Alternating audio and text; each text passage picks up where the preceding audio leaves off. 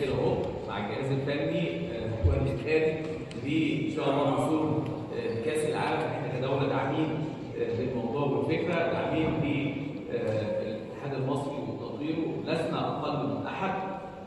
عندنا مركز تدريب منتخبات وصفنا الكابتن محمد صلاح والكباتن المختلفين لما طلعوا قالوا من افضل المعسكرات وشكروا في هذا المكان. واحنا بندعم هذا الموضوع. هيكون في مراكز ثانيه، ده دورنا كدوله تهيئه ونقول في مراكز ثانيه تكون موجوده في المحافظات. اولها احنا بنخلص النهايه هي مركز كمان في اسماعيليه هيكون هذا المكان، سواء استخدام اتحاد ناشئين او كبار رياضيين.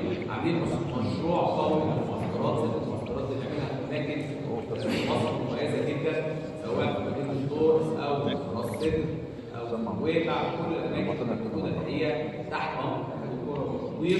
كل اسس التطوير هتكون موجوده. انا عارف ان في برنامج مهم جدا لاتحاد الكوره انوه عليه وباكد عليه، سواء في المستوى التحكيمي، مستوى قطاع الناشئين، مستوى الانديه، الربط مع الرابطه في ادائها. دي كلها حاجات لازم النهارده يكون هو احنا جينا ليه نقول الكلام ده، علشان ما حدش يقول هو لا. في نقاط محدده موجوده، والكابتن حسام افاض الحقيقه في حاجات كتير. كابتن هاني حط نقط كتير على الحروف. كل الشكر.